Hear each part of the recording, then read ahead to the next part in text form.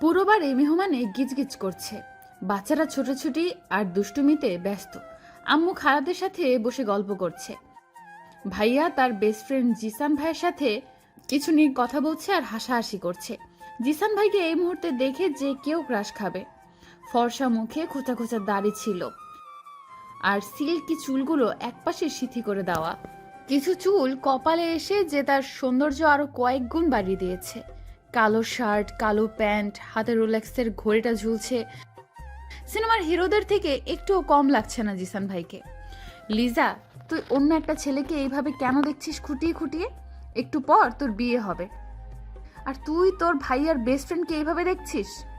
এসব বলতে বলতে নিজের রুমে চলে আসি। আজ আমার বিয়ে।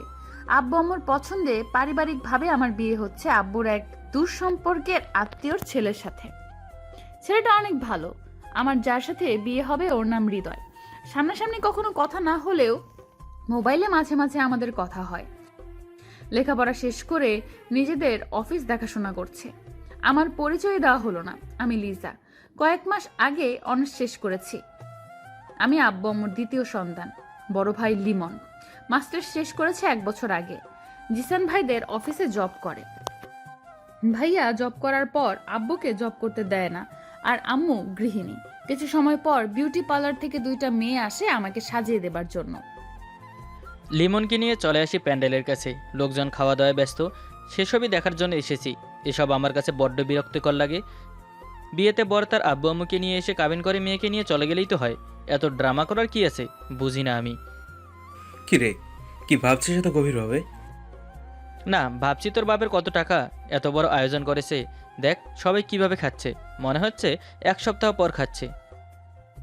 চুপ কর, তোর কথা শুনলে সবাই না খেয়ে চলে যাবে। বিয়ে বাড়িতে এমনই হয়। চল এখান থেকে, নয়তো তোর মাথা খারাপ হয়ে যাবে। লিমনের সাথে বাসার ভেতরে চলে আসি। কোথাও গিয়ে একটু শান্তি নেই, সব জায়গায় শুধু মানুষ আর মানুষ। ইচ্ছে করছে বাসায় চলে যাই, কিন্তু লিমনের জন্য সেটাও পারছি না। লিমন আমার বিরক্তি বুঝতে পেরে আমাকে বলে ওর রুমে গিয়ে বসে থাকতে। আমি লিমনের রুমে এসে দরজা লক করে শুয়ে থাকি। আমাকে সাজিয়ে দিয়ে মেয়ে 2টা চলে যায়। প্রায় সন্ধ্যা হয়ে গেছে, বর আসার সময় হয়ে গেছে, কিন্তু এখনো আসছে না। হঠাৎ এক কাজিন এসে বলে বর আসার সময় তার গাড়ি অ্যাক্সিডেন্ট হয়েছে। ঘটনাস্থলেই বর আর তার 3 বন্ধু মারা গেছে। আমি কথাটা শুনে বিশ্বাস করতে পারছি না। দৌড়ে নিচে গিয়ে দেখি সবাই কান্নাকাটি করছে। ভাইয়া এসে আমাকে জড়িয়ে ধরে কান্না করছে। আম্মু মাথায় হাত দিয়ে বসে আছে। আব্বু পাথরের মতো বসে আছে। সবাই আমাকে দোষ দিচ্ছে। জিসান ভাইয়ার আম্মু এগিয়ে এসে বলে, কি পেয়েছেন আপনারা? ওর কি দোষ? এটা একটা অ্যাক্সিডেন্ট, ওর কোনো দোষ নেই। আপনারা ওকে কেন দোষ দিচ্ছেন?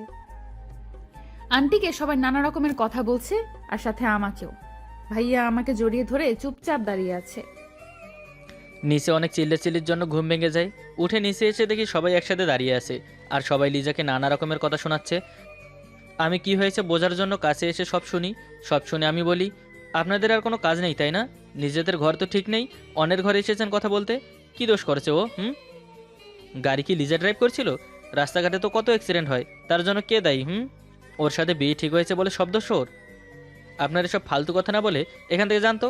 আর লিমন, তুই চুপচাপ দাঁড়িয়ে শুনছিস তোর বোনকে এসব বলছে? জিসান, তোরা তো আমার বোনের বাঁচা মরা নির্ভর করছে। এই মানুষের কথা শুনতে শুনতে মরে যাবে। তুই আমার বোনের হাত ধর। লিজাকে তুই ছোট থেকে চিনিস, কখনো কারোর সাথে কোনো সম্পর্ক করেনি। প্লিজ দোস্ত, তুই আমার বোনকে বাঁচা। কিন্তু লিমন, আমি কখনো লিজাকে ওই চোখে দেখিনি। আমি তাকে সবসময় নিজের বোনের মতো দেখেছি। কত এমন সম্পর্ক আছে বল, যে বন্ধুর বোনকে বিয়ে করছে? প্লিজ দোস্ত, তুই রাজি হয়েছে না?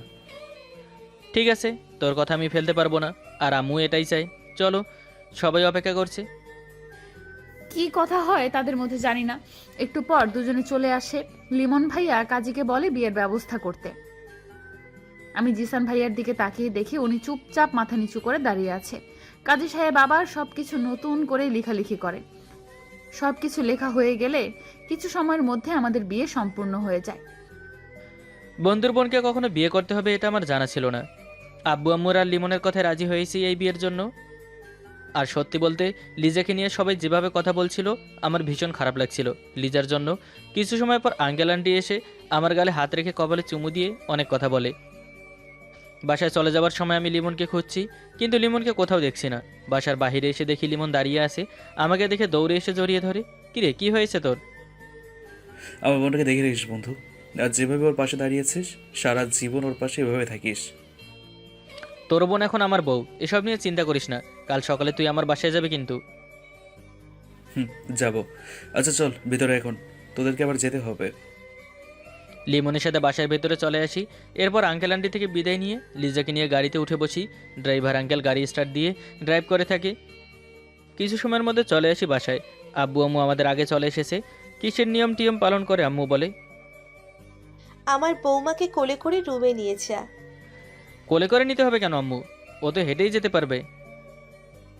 এটা এইবারই নিয়ম, কথা না বাড়িয়ে যা বলেছি তাই কর। জিসান ভাই আর কিছু না বলে আমাকে কোলে তুলে নেয়। আমি লজ্জা পেয়ে মাথা ওনার বুকে লুকিয়ে নেই। ওনার কাজিন সহ যারা আছে সবাই হাততালি দিতে থাকে।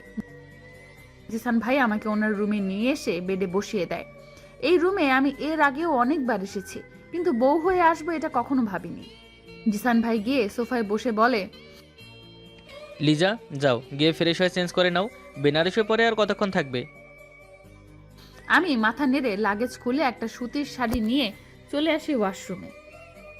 কি রে, বৌমা কোথায়? ফ্রেশ হতে গেছে। তোমার হাতে কি আম্মু? বৌমার জন্য খাবার নিয়ে এসেছি, রাত অনেক হয়ে গেছে, বৌমাকে খাইয়ে দিস। আমি ঠিক আছে বলি। আম্মু টেবিলের ওপর খাবার রেখে চলে যায়। একটু পর লিজা ওয়াশরুম থেকে বের হয়ে এসে বেডে বসে পড়ে। আম্মু তোমার জন্য খাবার দিয়ে গেছে, টেবিলে রাখা আছে, খেয়ে নাও। আমি ফ্রেশ হয়ে যাচ্ছি। খেতে ইচ্ছে করছে না। সারাদিন কিছু খেয়েছো বলে মনে হয় না। কথা না বলে চুপচাপ খাবার খেয়ে নাও। ক্ষুধা নেই আমার, সত্যি। জিসান ভাই বুঝেছি বলে হাত ধুয়ে খাবারের প্লেট নিয়ে এসে আমাকে আমার সামনে বসে।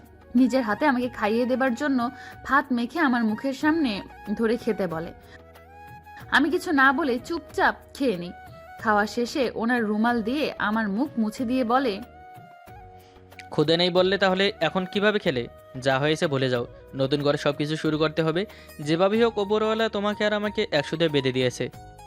আমাদের দুই পরিবারের কথা ভেবেই হলেও নিজেদের মানিয়ে নিতে হবে একে অপরের সাথে।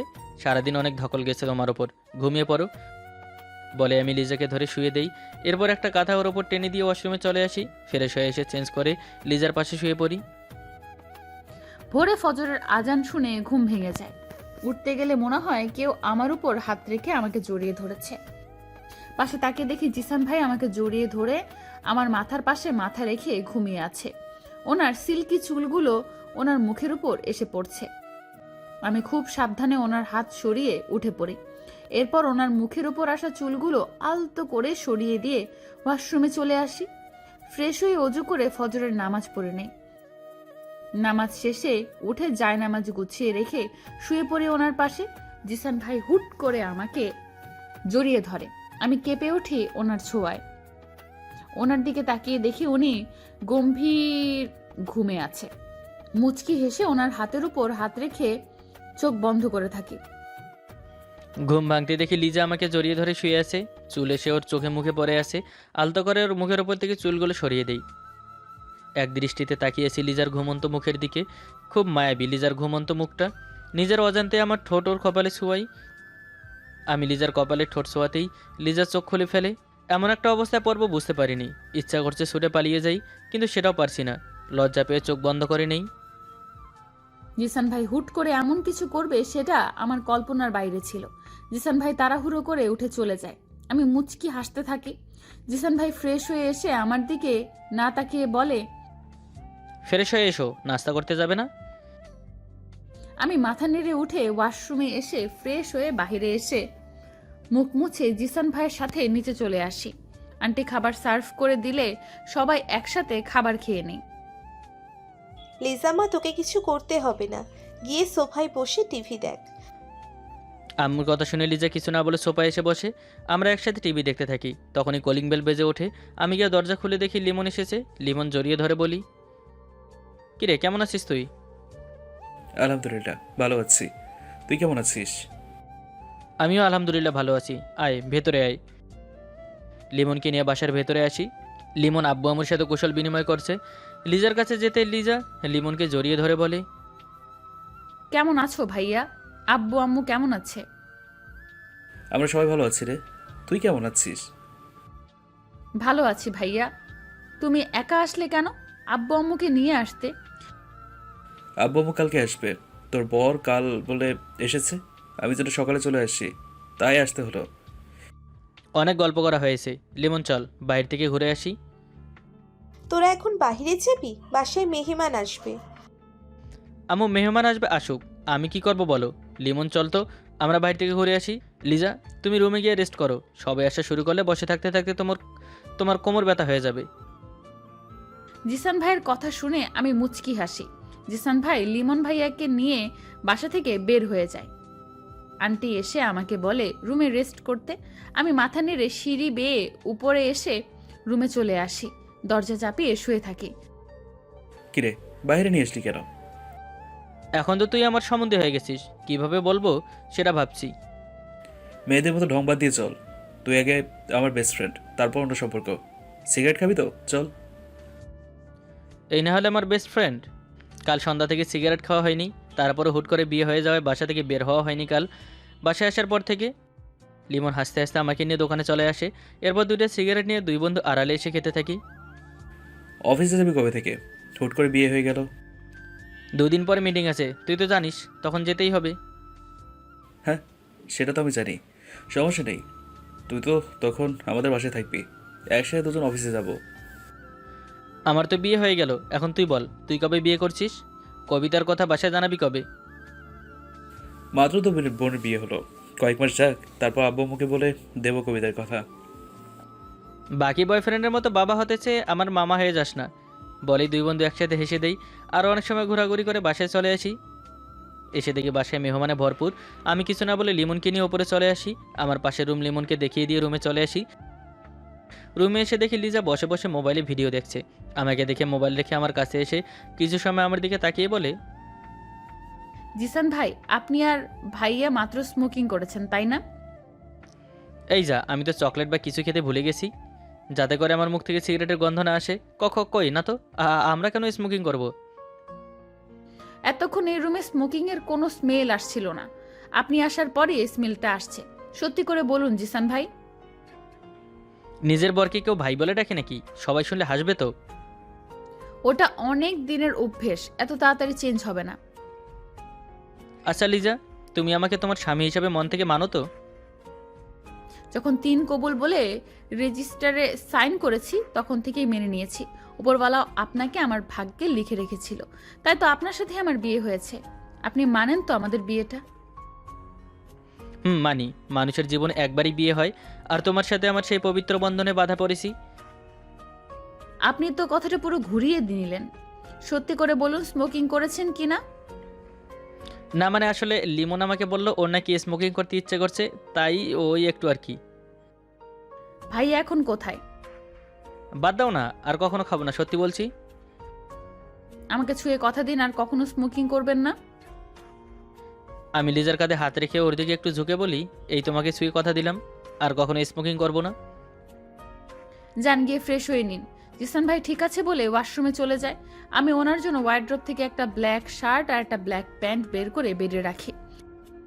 ওনাকে এই ব্ল্যাকে ভীষণ সুন্দর লাগে, আর উনিও ব্ল্যাক ড্রেসই বেশি পরে। একটু পর জিসান ভাই ফ্রেশ হয়ে এসে তোয়ালে দিয়ে মুখ মুছতে থাকে। আমি আয়নার সামনে বসে চুল ঠিক করতে থাকি। মুখ মুছতে মুছতে চোখ যায় বেডের ওপর রাখা ড্রেসে। মুচকি এসে লিজার দিকে তাকিয়ে দেখি ও চুল ঠিক করছে। তোয়ালে রেখে আমি গিয়ে লিজাকে পেছন থেকে জড়িয়ে ধরি। লিজা কেঁপে ওঠে, কাঁপা কাঁপা কণ্ঠে বলে, কি করছেন জিসান ভাই? দরজা খোলা, কেউ হুট করে চলে আসবে। আমাদের নতুন বিয়ে হয়েছে, তাই হুটহাট করে কেউ আসবে না। আর আসলেই বা কি, আমরা হাজব্যান্ড ওয়াইফ। আর তুমি আমাকে ভাই বলা বন্ধ করো, শুধু জিসান হতে চাই তোমার। আস্তে আস্তে হয়ে যাবেন, এখন ছাড়ুন, চেঞ্জ করে নিন। সবাই নিচে আমাদের জন্য অপেক্ষা করছে। বিয়ে করেছি আমি, কোথায় আমার বউকে আমি দেখব? সেখানে অন্য মানুষ এসেছে আমার বউকে দেখতে। জিসান ভাইয়ের কথা শুনে আমি মুচকি হাসি। উনি আমার গালে চুমু দিয়ে আমাকে ছেড়ে ড্রেস নিয়ে ওয়াশরুমে চলে যায়। আমি গালে হাত রেখে মুচকি মুচকি হাসি। এত সহজে জিসান ভাই আমাকে আপন করে নেবে এটা বুঝিনি। আমি চুল ঠিক করে জিসান ভাইয়ের আম্মু কিছুক্ষণ আগে গয়না দিয়ে গেছে, সেগুলো পরছি। চেঞ্জ করে রুমে এসে দেখি লিজা গলায় হার পরেছে, কিন্তু হুক লাগাতে পারছে না। আমি লিজার পেছনে দাঁড়িয়ে ওর ঘাট থেকে চুল সরিয়ে নিজের হাতে ওকে হার পরিয়ে দিই। লিজা আমার সাথে ম্যাচিং করে কালো শাড়ি পরেছে। এরপর দুজনে নিচে চলে আসি। বোকার মতো দুজনে বসে আছি সোফায়, আর সবাই আমাদের দেখে যাচ্ছে আর প্রশংসা করছে। মনে হচ্ছে আমরা কোরবানির গরু, আর সবাই আমাদের দেখে যাচ্ছে। এই দেখা দেখি প্রায় ঘন্টাখানেক চলে। রাতের খাবার খেয়ে সবার সাথে কিছু সময় গল্প করে জিসান ভাইয়ের সাথে রুমে চলে আসি। জিসান ভাই দরজা বন্ধ করে এসে আমার পাশে বসে। আমি মাথা নিচু করে বসে আছি। আজকে ভীষণ লজ্জা করছে। আচ্ছা, তোমাকে আদর করার পারমিশন আছে তো? আমি ওনার কথা শুনে লজ্জায় লাল হয়ে যাচ্ছি। কিছু না বলে ওনার বুকে মাথা রেখে ওনাকে শক্ত করে জড়িয়ে ধরি। জিসান ভাই আমাকে চুপ করে ওনার বুকে সঁপে দিতে দেখে বুঝে নেই আমি ওনাকে আমার সব কিছুর অধিকার দিয়ে দিয়েছি। জিসান ভাই আমাকে বুক থেকে তুলে গালে হাত রাখে, মুখের উপর আসা চুলগুলো সরিয়ে কপালে চুমু খায়। আমি চোখ বন্ধ করে নেই। জিসান ভাই এরপর আমার দুই চোখের পাতায় চুমু দেয়। আমি ওনার শার্ট খামচে ধরি। আমি ভাবলাম এবার হয়তো উনি আমার ঠোঁটে কিস করবে, কিন্তু তা না করে উনি আমার মুখে আলতো করে ফু দিচ্ছে। এতে করে আমি নিজের উপর থেকে সব রকমের কন্ট্রোল হারিয়ে ফেলতে থাকি। জিসান ভাই আমাকে বেডে শুইয়ে দিয়েই আমার পাশে শুয়ে পড়ে। এরপর আমার ঠোঁটে ওনার ঠোঁট মিশিয়ে দেয়। বেশ কিছু সময় একে অপরের ঠোঁটে স্বাদ নিতে থাকি। কিছু সময় পর জিসান ভাই আমার ঠোঁট ছেড়ে গলায় ঘাড়ে কিস করতে থাকে। আমি আমার দুই হাতে বিছানার চাদর খামচে ধরে আছি। খুশিতে চোখের কোণ বেয়ে পানি পড়ছে। জিসান ভাই তার ঠোঁট দিয়ে আমার চোখের পানি শুষে নেয়। এরপর দুজন অজানা এক সুখের রাজ্যে হারিয়ে যায় একে অপরকে নিয়ে। পরের দিন সকালে ঘুম থেকে উঠে দুজনে গোসল করে চেঞ্জ করে নিচে এসে নাস্তা করে নেই। দুপুরে লিজার বাসা থেকে লোক আসে আমাদের নিতে। সবাই দুপুরে খাবার খেয়ে নেই। লিজা আর আমি রেডি হয়ে নিচে চলে আসি। আমুর থেকে বিদায় নিতে গেলে আমু লিজাকে বুকে জড়িয়ে ধরে কপালে চুমু দিয়ে বলে, ও বাসায় গিয়ে আবার এই মাকে ভুলে যাস না যেন। আমাকে বাসায় পৌঁছেই কল করবি। করব মা, তুমি নিজের খেয়াল রেখো, আর আমরা কালকেই চলে আসব। এরপর আব্বু আমুর থেকে বিদায় নিয়ে চলে আসি লিজাদের বাসায়। আঙ্কেল আন্টির সাথে কুশল বিনিময় করে লিজার রুমে চলে আসি। ফ্রেশ হয়ে চেঞ্জ করে নেই, বেডে বসে আসছি দুজন। তখনই লিমন হাতে করে কফি নিয়ে আসে। কিরে, শেষে তোকে দিয়ে এই কাজ দিল? এতদিনে একটা ভালো কাজ দিয়েছে। মজা নিচ্ছিস তাই না? কফি খেয়ে সাথে আয়। ছাদে নিয়ে গিয়ে সিগারেট খাওয়াবে, তাই ডাকছো ভাইয়া? লিজার কথা শুনে দুজনে বোকার মতো তাকিয়ে আসি একে অপরের দিকে। লিমন তো রীতিমতো ভয় পেয়ে গেছে। লিজা আবার বলে, যদি দুজনের একজন স্মোকিং করো তাহলে আমি আব্বুকে সব বলে দিব। আমরা তো কখনো স্মোকিং করি না। জিসান, তুই বলতো দোস্ত, আমরা কি স্মোকিং করি? গতকাল ধরা খেয়ে গেছি, আর তোর বোনকে শুয়ে কথা দিয়েছি আর কখনো এসব খাবো না। ঠিক আছে, তাহলে আজ এখন থেকে এসব খাওয়া বন্ধ। আচ্ছা, তোরা রেস্ট কর, পরে কথা হবে। বলেই লিমন চলে যায়। আমি আর লিজা কফি খেতে খেতে গল্প করতে থাকি। আচ্ছা, কবে থেকে এসব খাওয়া হয়? মাঝে মাঝে খেতাম, সব সময় না। কবিতার ভয়ে লিমন কম খেত, আর আমিও কম খেতাম। এই কবিতাটা আবার কে, যাকে ভাইয়া ভয় পায়? কবিতা তোমার হবু ভাবি। 4 বছর হয় লিমন আর কবিতার সম্পর্ক। লিমন তোমাকে বিয়ে না দিয়ে বিয়ে করবে না, তাই বাসায় কিছু জানায়নি। এখন তোমার বিয়ে হয়ে গেছে, কয়েক মাসের মধ্যেই বাসায় বলে তোমার ভাবি আনার ব্যবস্থা করবে। আপনি কখনো কারোর সাথে রিলেশনে যাননি বা রিলেশন করেননি? লেখাপড়া শেষ করেই তো আব্বুর অফিসে বসেছি, সময় কোথায় বলো? আর তাছাড়া আমার এমনি এসব রিলেশন ভালো লাগতো না। এখন বিয়ে হয়ে গেছে, বউয়ের সাথে চুটিয়ে প্রেম করব। আপনাকে দেখলে তো আগে খুব ভয় করতো, আপনাকে খুব রাগী মনে হতো, কিন্তু আপনার সাথে এই 2 দিন থেকে বুঝেছি এটা আমার ভুল ধারণা ছিল। আমি মোটেও রাগি না, তবে হ্যাঁ, রাগ তখন হয় যখন কেউ মিথ্যে বলে। অফিসে যাবেন কবে থেকে? কালকে অফিসে যেতে হবে, একটা গুরুত্বপূর্ণ মিটিং আছে। তোমাদের বাসা থেকে নাকি পরশু যেতে হবে। আমি যে আম্মুকে বলে আসলাম আমরা কাল চলে আসব। তোমার বুঝতে ভুল হয়েছে, আম্মু জানে। আচ্ছা, আমার না ঘুম পাচ্ছে, তোমার বুকে নিয়ে ঘুম পাড়িয়ে দাও। আমি মুচকি হেসে কফির কাপ টেবিলের উপর রেখে দরজা বন্ধ করে এসে জিসান ভাইকে নিয়ে শুয়ে পড়ি। জিসান ভাই আমার বুকে মাথা রেখে আমাকে জড়িয়ে ধরে। আমি জিসান ভাইকে এক হাতে শক্ত করে জড়িয়ে ধরি, অন্য হাতে ওনার চুলে বিড়ি কাটতে থাকি। এরপর জানতে হলে পরের পর্ব দেখতে হবে। আসছে খুব তাড়াতাড়ি। সেই পর্যন্ত সবাই ভালো থাকুন, সুস্থ থাকুন। আজকের মতো বিদায় নিচ্ছি। আল্লাহ হাফেজ। আমি জিসান ভাইয়ের চুলে বিলি কাটতে দিতে দিতে ওনার দিকে তাকিয়ে দেখে উনি ঘুমিয়ে গেছে। মুচকি হেসে আমি জিসান ভাইয়ের বুকে মাথা রেখে চোখ বন্ধ করে নিই। লিজার তো বিয়ে হয়ে গেল, এখন আমাদের কথা বাসায় বলো। বলবো আর কিছুদিন যাক, মাত্র 2 দিন আগেই লিজার বিয়ে হলো, মাসখানে যেতে যাও। জিসান ভাই আর লিজা তোমাদের বাসায় আসছে? একটু আগে ওদের নিয়ে আসলাম, ঘুমাচ্ছে মনে হয় দুটোই। ভাই অনেক ভালো একজন মানুষ। তুমি তো এমন করে বলছো মনে হয় আমি জিজানকে চিনিই না। আমি কি তাই বললাম নাকি? তুমি তো জিসান ভাইকে ছোট থেকে চিনো। লিজা আর জিসান ভাই দুজনেই খুশি তো এই বিয়েতে? দুজনকে দেখে তো মনে হলো বিয়েটা মন থেকে মেনে নিয়েছে। আর তাছাড়া প্রথম প্রথম সমস্যা হলো জিসান লিজাকে ওর ভালোবাসা দিয়ে ঠিকই আপন করে নেবে, এই বিশ্বাস জিসানের উপর আমার আছে। কাজ না থাকলে আজকে বিকেলে আসো, দেখা করি। সে 1 মাস আগে দেখা করলে, তারপর তো আসবে আসবে বললে আর কাজের বাহানা দিয়ে আসলে না। আচ্ছা, আজ বিকেলে 4টায় রমনা পার্কে চলে এসো। কবিতা খুশি হয়ে ঠিক আছে বলো, কল কেটে আমি শুয়ে পড়ি। সন্ধ্যার একটু আগে ঘুম ভাঙে, চোখ খুলে দেখি লিজা আমাকে জড়িয়ে ধরে ঘুমিয়ে আছে। বউটাকে ঘুমন্ত অবস্থায় আরও বেশি সুন্দর লাগছে, মনে হচ্ছে ছোট্ট একটা বাচ্চা ঘুমিয়ে আছে। মুখের উপর আসা চুলগুলো আলতো করে সরিয়ে দিয়ে কপালে চুমু দিয়ে লিজাকে ডাকি, এই উঠবে না? আর কত ঘুমাবে? আর একটু ঘুমাতে দিন না, আপনার বুক থেকে উঠতে ইচ্ছে করছে না। সন্ধ্যা হয়ে যাচ্ছে, ওঠো, অনেক ঘুমিয়েছো। জিসান ভাইয়ের বুক থেকে উঠে আড়মোড়া ভেঙে ওনার দিকে তাকিয়ে দেখি উনি আমার দিকে তাকিয়ে হাসছে। কি হয়েছে, হাসছেন কেন এমন করে? নিজের দিকে তাকাও ভালো করে, তাহলেই বুঝতে পারবে। জিসান ভাইয়ের কথা শুনে চোখ ডলতে ডলতে নিজের দিকে তাকিয়ে আমার ঘুম আকাশে উড়ে যায়।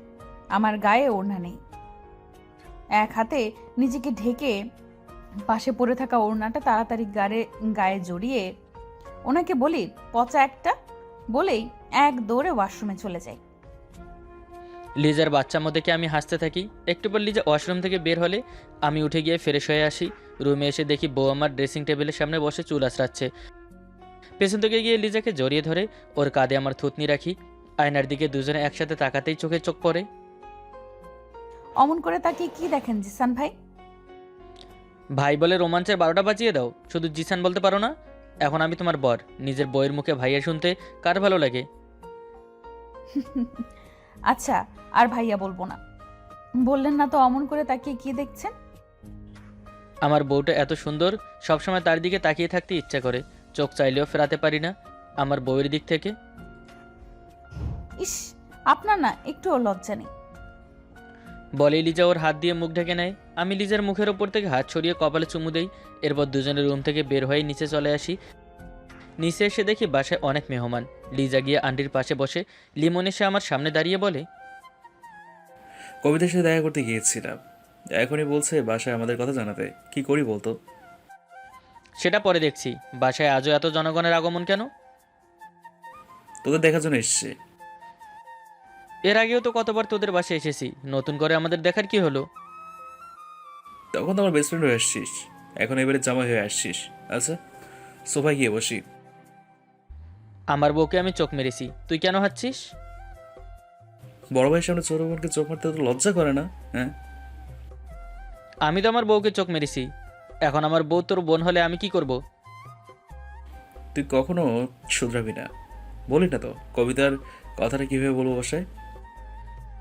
মাসখানেক যাক, তারপর আমি বলবো আঙ্কেল আন্টির কাছে। এই সময় আবার কে কল করলো? মোবাইল বের করে দেখে আম্মু কল করেছে। আম্মু বলো। শ্বশুর বাড়ি গিয়ে মাকে তো ভুলেই গেলি। কি যে বলো না আম্মু, এসেই ঘুমিয়ে পড়েছিলাম। কি করছো? আব্বু কোথায়? কিছু করছি না, তোর আব্বু আর কি করবে, বসে বসে টিভিতে খবর দেখছে। লিজার সাথে কথা বলবে? মোবাইল দিব? কই পাচ্ছি মেয়ে আমার। আমি লিজাকে ডেকে মোবাইল দিয়ে বলি আম্মু কল করেছে, কথা বলবে। লিজা মোবাইল নিয়ে একপাশে চলে যায়। আসসালামু আলাইকুম আম্মু, কেমন আছো? ওয়ালাইকুম আসসালাম। আমার কথা কি আর মনে আছে? নিজের মাকে পেয়ে তো এই মাকে ভুলেই গেছিস। ভুলবো কেন আম্মু? এখানে আসার পর ঘুমিয়ে পড়েছিলাম, একটু আগেই উঠেছি। আর বাসায় এত মেহমান, সময় করতে পারিনি। রাগ করো না তো আম্মু। পাগল মেয়ে আমার, তোদের সাথে কি আমি রাগ করতে পারি? আচ্ছা শোন, নিজের খেয়াল রাখিস, আর এই বাদরটার দিকেও খেয়াল রাখিস। আচ্ছা, তুমিও নিজের খেয়াল রেখো আর আব্বুরও। আম্মু ঠিক আছে বলে কল কেটে দেয়। আমি এসে জিসানের হাতে মোবাইল দিয়ে দেই। রাতে সবাই একসাথে খাবার খেয়ে নেই। এরপর সবার সাথে কিছু সময় গল্প করে রুমে চলে আসি। জিসান মোবাইল রেখে ওয়াশরুমে চলে যায়। হঠাৎ ওনার মোবাইল বেজে ওঠে। স্ক্রিনে তাকিয়ে দেখি লেখা কবিতা। ওয়াশরুম থেকে বের হয়ে রুমে এসে দেখি লিজা মুখ ফুলিয়ে বসে আছে। আমি গিয়ে ওর পাশে বসতেই উঠে গিয়ে সোফায় বসে, যা বাবা, এর আবার কি হলো? কি হয়েছে তোমার? এমন করছো কেন? কিছু হয়নি, রাত অনেক হয়েছে, ঘুমান। কিছু না হলে তোমার চোখে মুখে এত রাগ কেন? না বললে বুঝবো কি করে? বুঝতে হবে না আপনাকে। আপনার গার্লফ্রেন্ড কল করেছিল। আমার গার্লফ্রেন্ড আবার কে? বলে মোবাইল হাতে নিয়ে দেখি কবিতা কল করেছিল। আমি শব্দ করে হেসে দেই। আমাকে হাসতে দেখে লিজা ভুরু কুচকে আমার দিকে তাকিয়ে দাঁত কিরমির করতে করতে থাকে। হাসছেন কেন আপনি? আপনার গার্লফ্রেন্ড কল করেছে, গিয়ে কথা বলেন। আমার কথা শেষ হতেই জিসান উঠে এসে আমার পাশে বসে। আমি উঠে যেতে নিলে আমার হাত ধরে এক টানে ওনার বুকে নিয়ে জড়িয়ে শক্ত করে ধরে। আমি ছোটার চেষ্টা করলেও না পেরে হাল ছেড়ে দেই। তুমি যা ভাবছো তেমন কিছু না। কবিতা গার্লফ্রেন্ড, এটা সত্যি, তবে আমার নয়, লিমনের। মিথ্যে কথা এটা, আমি বিশ্বাস করি না। নিজেকে বাঁচাতে এখন আপনি মিথ্যা বলছেন। আচ্ছা, কথা বলিয়ে দিচ্ছি তাহলে বুঝবে। বলে আমি কবিতাকে কল করি। আসসালামু আলাইকুম জিসান ভাই, কেমন আছেন? আর আমার ননদিনী কোথায়, কেমন আছে? ওয়ালাইকুম সালাম। আপনার ননদিনী ভালোই আছে ভাবি, কিন্তু আমি ভালো নেই ভাবি। কেন, আপনার আবার কি হয়েছে? আমার ননদিনী কি খুব জ্বালাচ্ছে নাকি? একটু আগে আপনি কল করেছিলেন, মোবাইল রেখে একটু বাইরে গিয়েছিলাম। বন্ধুর গার্লফ্রেন্ড আমার গার্লফ্রেন্ড ভেবে বাচ্চাদের মতো মুখ ফুলিয়ে বসে আছে। এটা আমার ননদিনী, আপনাকে খুব ভালোবাসে, তাই ভেবেছে। কোথায় আমার ননদিনী? আপনার কথা শুনছে, মোবাইল লাউড স্পিকারে দিয়ে আছে। কেমন আছো লিজা? জি আলহামদুলিল্লাহ, ভালো আছি। সরি, আমি তো জানতাম না, তাই এটা ভেবেছি। তোমার জায়গায় আমি থাকলেও হয়তো এমনই করতাম। আচ্ছা, আর তোমাদের ডিস্টার্ব করছি না। তোমাদের এখন একা টাইম স্পেন্ড করা জরুরি, পরে আবার কথা হবে। Good night. আমিও কবিতা গুড নাইট বলে মাথা নিচু করে বসে আছি। ওনার দিকে তাকাতেই লজ্জা করছে। না জেনে কত বড় ভুল করে ফেলেছি। কানে ধরে ওনার দিকে তাকাই। সরি, আর কখনো এমন হবে না। আমি লিজার কাছ থেকে হাত সরিয়ে ওর কপালে চুমু দিই। লিজা আমাকে শক্ত করে জড়িয়ে ধরে। আমি লিজাকে কোলে করে বেডে নিয়ে আসি। লিজাকে বেডে শুয়ে দিয়ে গে লাইট অফ করে দিয়ে এসে ওর পাশে শুয়ে পড়ি। এরপর জানতে হলে বিয়ে করতে হবে। আমার বউয়ের সাথে আমি কি করবো সেটা আপনাদের কেন বলবো? এরপর একে অপরকে জড়িয়ে ধরে ঘুমিয়ে পড়ি। পরের দিন সকালে ঘুম থেকে উঠতে একটু লেট হয়ে যায়। ঘুম ভাঙতে দেখি পাশে জিসান নেই। উঠে ওয়াশরুমে এসে দেখি নেই এখানেও। ফ্রেশ হয়ে নিচে এসে আম্মুকে জিজ্ঞেস করি উনি কোথায়। আম্মু বলে অফিসে চলে গেছে ভাই আর জিসান। আমাকে না বলে চলে গেল। রুমে এসে কল করি, কিন্তু কল কেটে দেয়।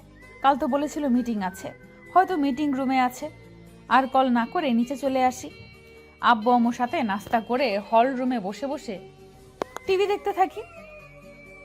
মিটিং শেষ করে নিজের কেবিনে চলে আসি। লিমন আমার সামনে চেয়ারে বসে আছে। ফাইনালি ডিলটা আমরা পেলাম। অনেক বড় এই ডিলটা। সেটা তো আমি জানি, এখন ঠিকঠাক মতো কাজটা করতে পারলেই হবে। কাল রাতে কবিতা কল করে বললো লিজা কি করেছে। ওর রাগ করাটা স্বাভাবিক ছিল। কবিতার কথায় ও জানেও না আর না চেনেও না। রাতেই সব ঠিক হয়ে গেছে। পাগল বোন আমার না জেনেই রাগ করেছে। তো জায়গায় অন্য কেউ থাকলে ওদের রাগ করতো, না জেনে শুনে ভুল বোঝার জন্য। কিন্তু তুই কত সহজে সবকিছু মানিয়ে নিয়েছিস। লিজা এখন আমার জীবনের অংশ, আর নিজের সাথে নিজে কিভাবে রাগ করব? আচ্ছা, আমি গিয়ে সবকিছু ঠিকঠাক করি, তুই কাজ কর তাহলে। আমি ঠিক আছে বলতেই লিমন চলে যায়। তখন মনে পড়ে লিজা কল করেছিল। সাথে সাথে কল ব্যাক করি।